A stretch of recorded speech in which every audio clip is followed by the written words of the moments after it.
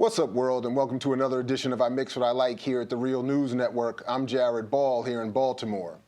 For more than 30 years, supporter of the MOVE movement, former Black Panther Party member, and still practicing broadcast journalist Mumia Abu-Jamal has been incarcerated. Despite his imprisonment and recent struggles over institutional abuse and denial of adequate health services leading to his deteriorating physical condition, Abu-Jamal continues to be among the most vigilant and productive voices exposing injustices the world over. And now he has a new book just published on City Lights Press called Writing on the Wall, Selected Prison Writings of Mumia Abu-Jamal. Joining us now to talk about the book and update us on Mumia's condition is Dr. Johanna Fernandez. Dr. Fernandez is a professor in the Department of Black and Latino Studies at Baruch College in New York, from where she now joins us. Welcome, Dr. Fernandez, to the program. Thanks for joining us. Thank you so very much for having me on the show, Jared. So one, I just want to thank you publicly for the continuing good work you've done in maintaining a relationship with Mumia and making sure the rest of the world continues to know about his work and his struggle. So I just wanted to thank you for that very publicly as we get started, and then ask you, if you would, just update us on first his physical condition, and then let's talk about the new book that you edited. Well, Mumia's condition remains quite dire. I visited him approximately 2 weeks ago, and his skin condition is of special concern. His skin is completely blackened. It remains itchy. He looks like he's got alligator skin, essentially. He has open wounds in his legs. His feet were very swollen. And the demand of the movement is that he be allowed to have his own doctors review his case. He still has a problem with diabetes. We're talking about a whole host of problems that he's experiencing, but that other prisoners experience daily across the country. And part of what we have to say is that we live in a system that is barbaric because it is willing to kill prisoners through medical neglect. So we're asking supporters to continue to muckrake, to continue to be vigilant on this issue, but also to call the Department of Corrections of Pennsylvania and the prison. And I have those numbers to share with you at the end of the program. Okay, great. And we'll also encourage people to check out his continued work, his commentaries at prisonradio.org, and to see the documentary Long Distance Revolutionary for more on the background of his case and his work as a journalist.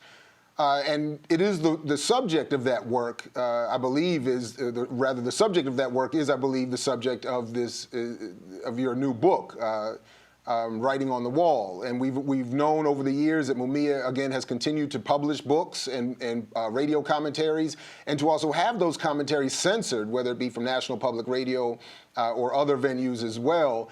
He still struggles to have that work reach the mass audience it deserves, despite having such a broad audience and network of followers and supporters all around the world. What is it that's new in this book? I understand that there's some unpublished material and some fresh things that he's been writing. Tell us what we can find and expect in this latest volume. Well, this is a collection of approximately 100 of Mumia's radio commentaries. They're eloquent, they're incisive, and they're about the crisis in American society and in the world in the post-civil rights and Black Power movement era. These are his earliest writings, beginning with those he wrote immediately after his incarceration in 1982. And the first of these writings is important because in this commentary, Mumia declares his innocence and talks about his own case. This is the Christmas in a Cage? This is the Christmas in a Cage. And this is important because, as you know, Mumia has dedicated his entire life to writing not about his case, but about the crisis of mass incarceration, the problems of war, the problems of U.S. empire, and the crisis of capitalism. So we see in the first of these commentaries a rare example of Mumia talking about himself, his case, and what happened on the night that Officer Daniel Faulkner was killed, which led to his incarceration. The first 9 essays are unpublished. They appeared initially in a pamphlet produced by the movement in the late 1980s titled Survival is Still a Crime. And this volume is essentially a Black radical counter-narrative to the ruling ideology of the last 40 years. He offers a radical counter-narrative to what we hear about the absence of racism in society following the civil rights movement. He offers a counter-narrative to American empire and the war on terror. And he really exposes the bankruptcy of capitalism. We're going to read about the emergence of Reaganism, the role of Obama in contemporary American society. There are essays about Katrina, incredible essay on Ferguson. We read about Haiti, about Palestine. So really, this is an introduction to Mumia's writings and a rich syllabus for those Black and brown activists who are coming of age politically today to understand the world in which they live, but to also imagine not just a fight against the society in which we live in, but a struggle for a completely new society. Absolutely. Well, Professor Fernandez, we thank you very much for joining us. Let's go ahead and have you give out those phone numbers. And while you're pulling those up, I just want to say very quickly that I want to encourage everybody who sees this to be in touch with Mumia and other political prisoners. Mumia has been gracious and always responding the few times, and unfortunately the too few on my account that I've written. He's been gracious in response. He was the first to respond with his essay to our volume, critical of Manning Marable's Malcolm X.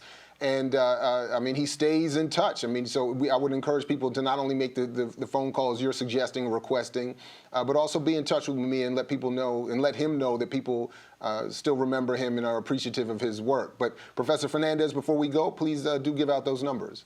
So those numbers are the number to the Department of Corrections in Pennsylvania, and to the head of that department is John Wetzel. That's the head of the Department of Corrections in Pennsylvania, and his number is 717-728-4109. Once again, that's 717-728-4109. And then the superintendent at SEI Mahanoy, the prison where he's housed, his name is John Kerestes, Kerestes, and that number is 570-773-2158. Once again, that's 570-773-2158. Professor Fernandez, thank you very much again for joining us here at I Mix What I Like for the Real News Network. Thank you, Jared, for all the work you do. And thank you all for joining us as well. And as usual, as Fred Hampton used to say, we also say to you, we say peace if you're willing to fight for it. Peace, everybody. Catch you in the whirlwind.